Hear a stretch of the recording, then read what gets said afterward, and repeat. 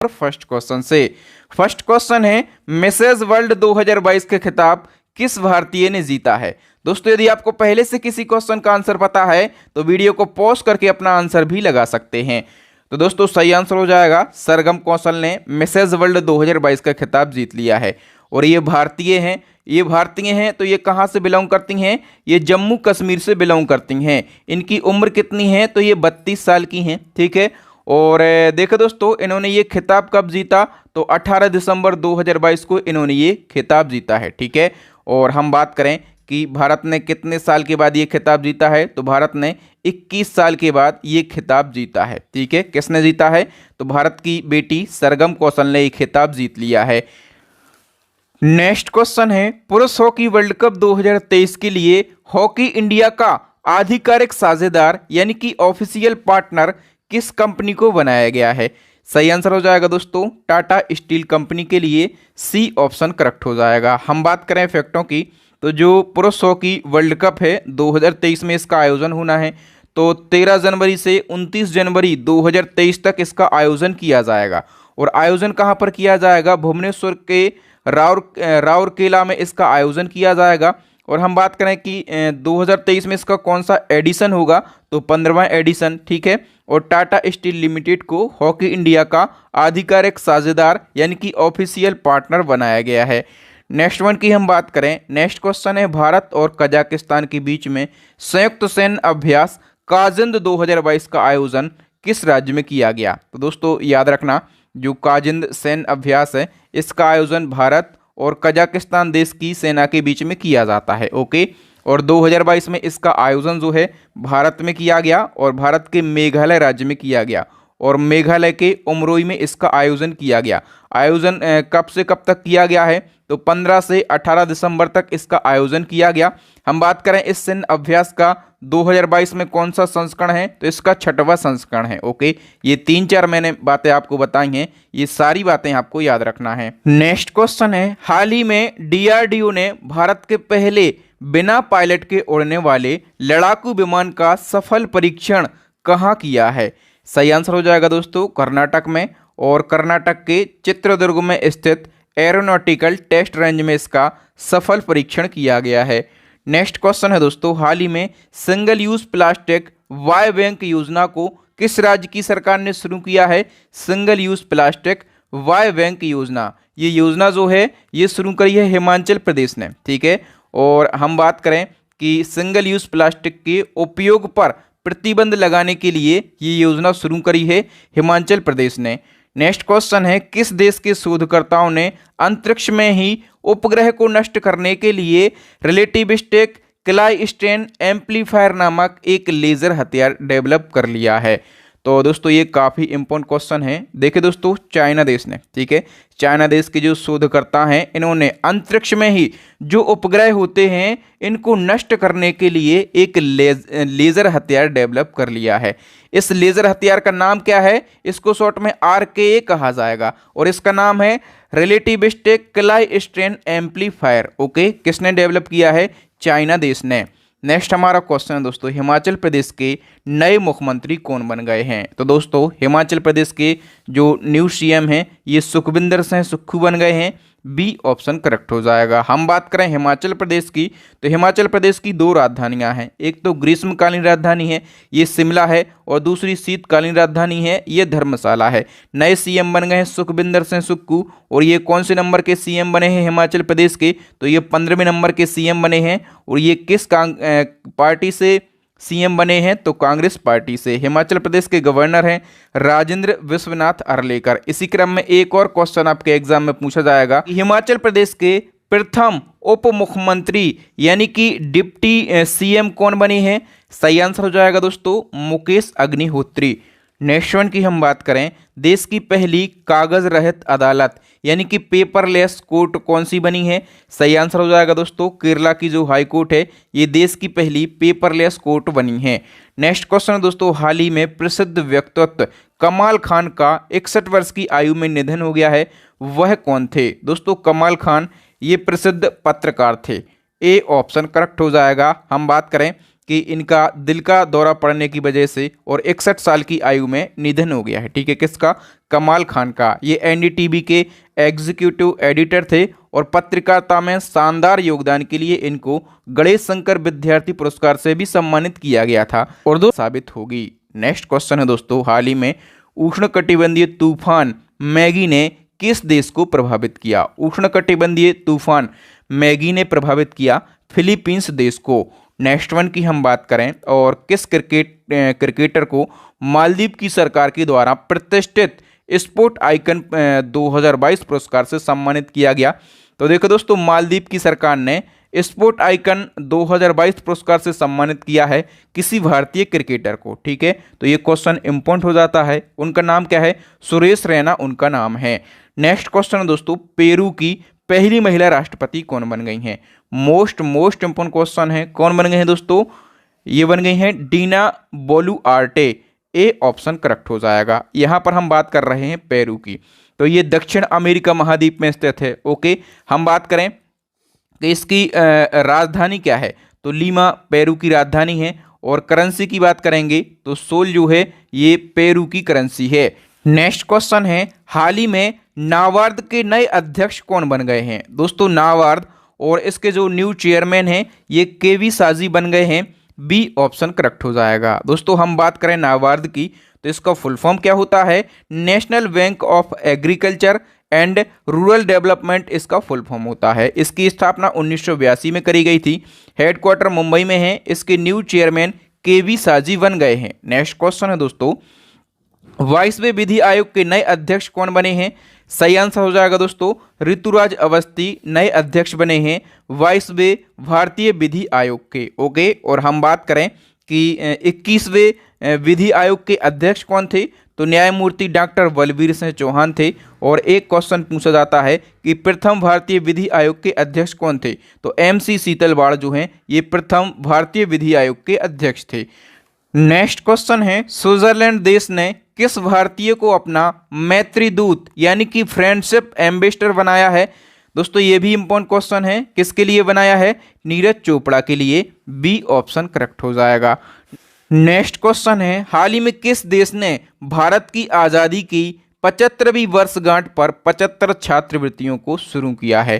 तो देखो दोस्तों, जो भारतीय स्टूडेंट यूके में पढ़ाई कर रहे हैं, ठीक है, तो यूके की सरकार ने भारत की आज़ादी की 75वीं वर्षगांठ पर 75 प्रकार की छात्रवृत्तियों को शुरू किया है। ठीक है, तो ये भी इम्पोर्टेंट क्वेश्चन है एग्जाम के लिए। नेक्स्ट क्वेश्चन है, हाल ही में कहाँ दुनिया का सबसे बड़ा जीवाणु यानी कि बैक्टीरिया पाया गया? दुनिया का सबसे बड़ा बैक्टीरिया ये कहाँ पर पाया गया है? ये कैरिबियन मैंग्रोव में पाया गया। बी ऑप्शन करेक्ट हो जाएगा। हम बात करें डिटेल की तो कैरिबियन मैंग्रोव दलदल में शोधकर्ताओं ने विज्ञान के क्षेत्र में अब तक का ज्ञात सबसे बड़ा बैक्टीरिया पाया है। इस बैक्टीरिया का नाम क्या रखा गया है? तो थियोमार्गरिटा मैग्निफिका इसका नाम रखा गया है। ओके, नाम क्या रखा गया ये भी इम्पोर्टेंट है। अधिकांश बैक्टीरिया छोटे होते हैं, ये इतना बड़ा है कि इसे नगण्य आंखों से भी देखा जा सकता है। नेक्स्ट हमारा क्वेश्चन है दोस्तों, भारत के नए उपराष्ट्रीय सुरक्षा सलाहकार कौन बने हैं? यानी कि डिप्टी नेशनल सिक्योरिटी एडवाइज़र ये बन गए हैं दोस्तों विक्रम मिश्री। और हम बात करें कि केवल NSA यानी कि नेशनल सिक्योरिटी एडवाइज़र कौन है, तो ये है Ajit Doval. Next question, Assam rifles के नए महानिदेशक कौन बने हैं? तो दोस्तों, असम राइफल के जो न्यू DG हैं वो बन गए हैं प्रदीप चंद्रन नायर। और ये कौन से नंबर के DG बने हैं असम राइफल के?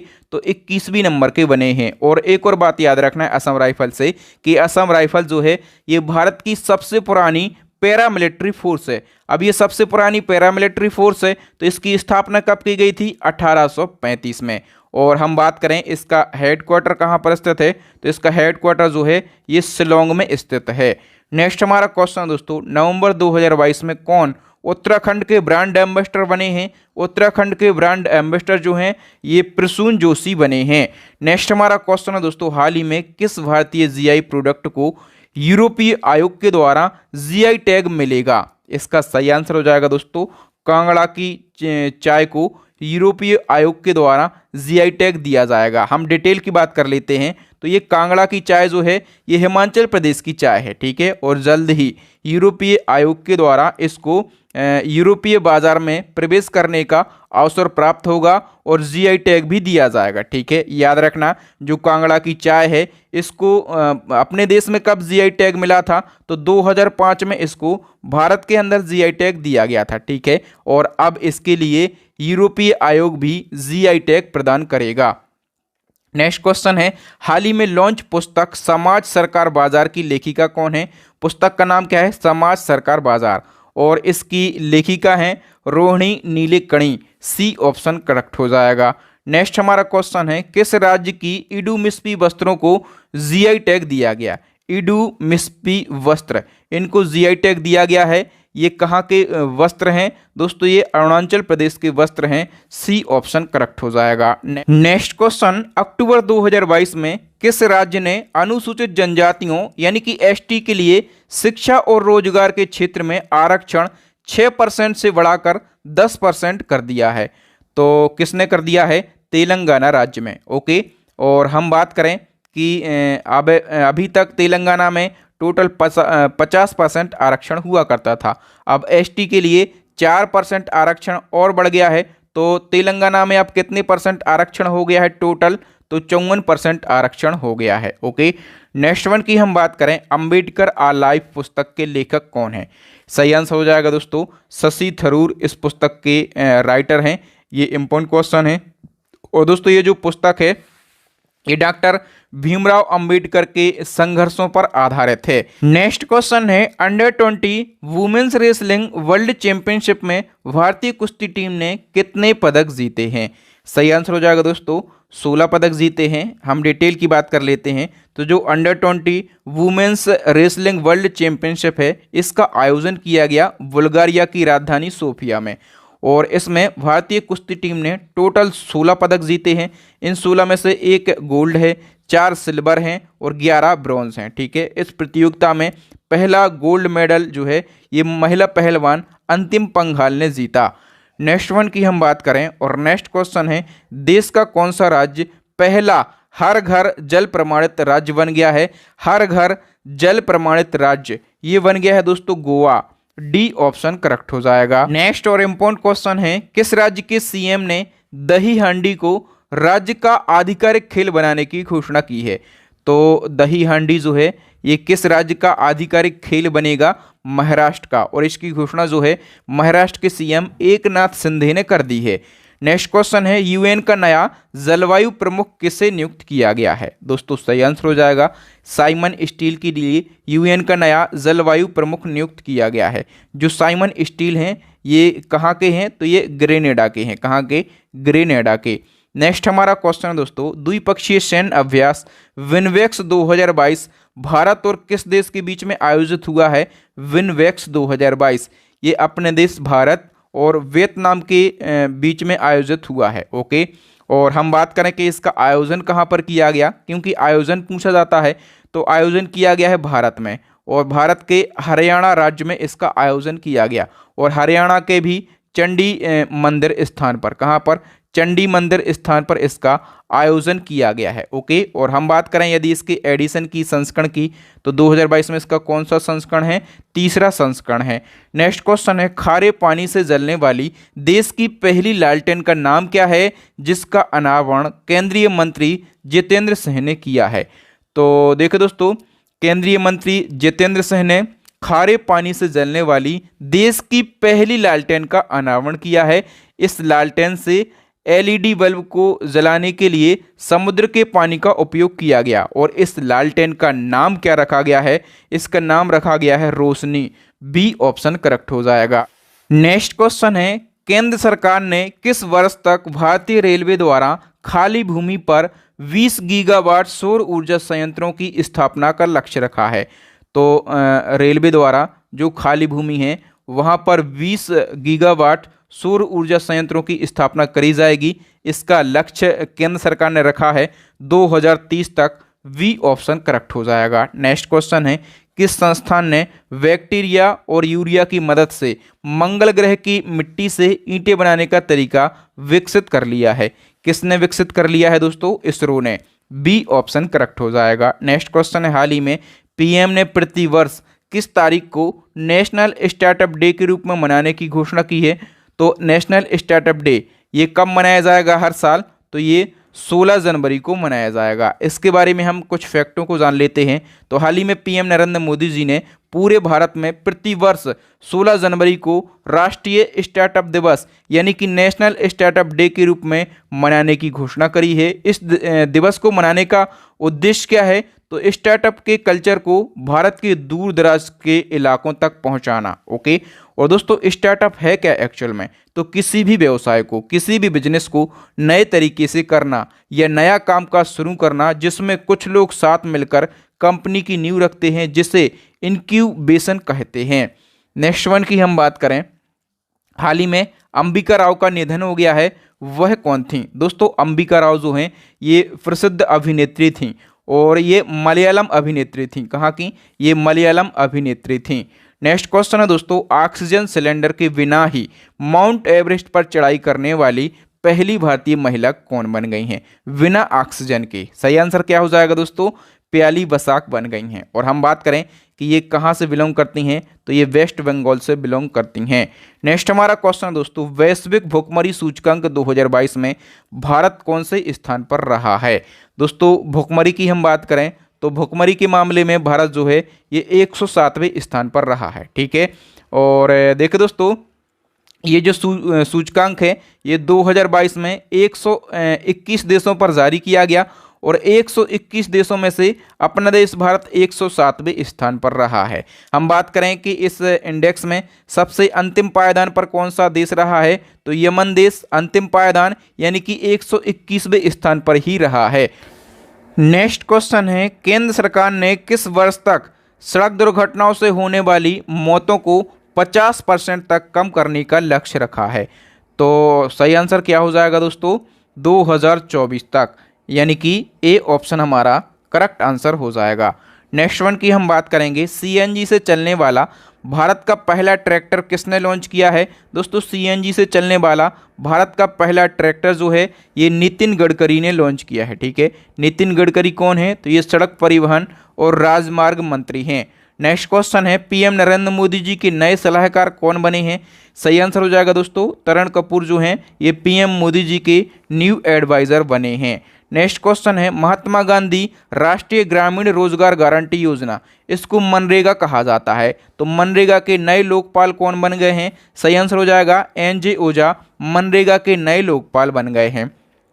नेक्स्ट क्वेश्चन, भारत की पहली सौर ऊर्जा से संचालित नौका यानी कि सौर ऊर्जा से चलने वाली भारत की पहली नाव का नाम क्या है? सही आंसर हो जाएगा दोस्तों आदित्य, इसका नाम है। ए ऑप्शन करेक्ट हो जाएगा।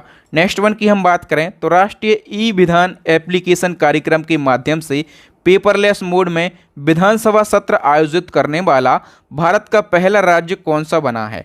सही आंसर क्या हो जाएगा दोस्तों? नागालैंड। बी ऑप्शन करेक्ट हो जाएगा। नेक्स्ट क्वेश्चन है, टीबी मुक्त भारत कैंपेन का नेशनल एम्बेसडर किसे बनाया गया है? मोस्ट इंपॉर्टेंट क्वेश्चन है। सही आंसर हो जाएगा दोस्तों दीपा मलिक के लिए। और दीपा मलिक कौन है? ये भारतीय पैरा एथलीट हैं। अब हम बात करें टीबी मुक्त भारत कैंपेन की, तो ये कैंपेन जो है ये मार्च 2018 में पीएम मोदी जी के द्वारा शुरू किया गया था। इस कैंपेन का लक्ष्य क्या है? तो लोगों को टीबी के बारे में अवेयर करना। ओके। और टीबी की रोकथाम और उपचार के लिए निःशुल्क सेवाएं प्रदान करना इसका प्रमुख उद्देश्य है। नेक्स्ट क्वेश्चन है, अमेरिकी अंतरिक्ष एजेंसी नासा ने किस टेलीस्कोप की सहायता से ब्रह्मांड की सबसे गहरी और सबसे रंगीन तस्वीर ली है? तो ब्रह्मांड की सबसे गहरी और सबसे रंगीन तस्वीर जो है ये नासा ने ली है। और नासा ने किस टेलीस्कोप की सहायता से ये तस्वीर ली है? दोस्तों इस टेलीस्कोप का नाम है James Webb space telescope. A option हमारा करेक्ट आंसर हो जाएगा। इस प्रकार के क्वेश्चन एग्जाम में ज़रूर पूछे जाते हैं। नेक्स्ट हमारा क्वेश्चन है, इंग्लैंड के लीसेस्टर क्रिकेट ग्राउंड का नाम हाल ही में किस महान भारतीय खिलाड़ी के नाम पर रखा गया?